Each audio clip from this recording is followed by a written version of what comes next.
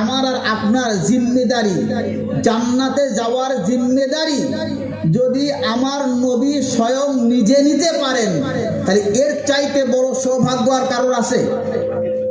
কিচ্ছু নাই। আমার রসুল বলছেন, আমার রসুল বলেছেন, যার চরিত্রটা ভালো আমি রাসূলুল্লাহ তার জান্নাতের জিম্মেদার হয়ে গেলাম। জোরে বলুন সুবহানাল্লাহ। আমার রসুল বলছেন, আনা যাঈমুম বিবাইতিন ফি আ'লাল জান্নাহ লিমান হাসানা খুলুকাহু। মুসনাদে আহমদের হাদিসের বর্ণনা।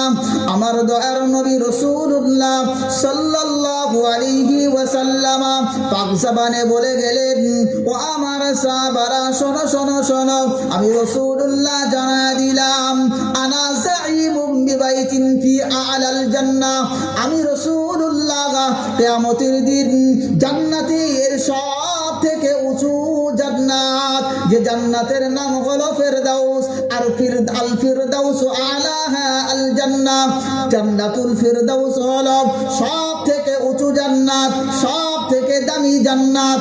আল্লাহ পাকের নবী জানালেন, আনা যাঈমুম বিবাইতিন ফি আলাল জান্নাহ, আমি ওই ব্যক্তির জন্য জান্নাতের সব থেকে বড় বিল্ডিংটার দায়িত্ব নিয়ে নিলাম।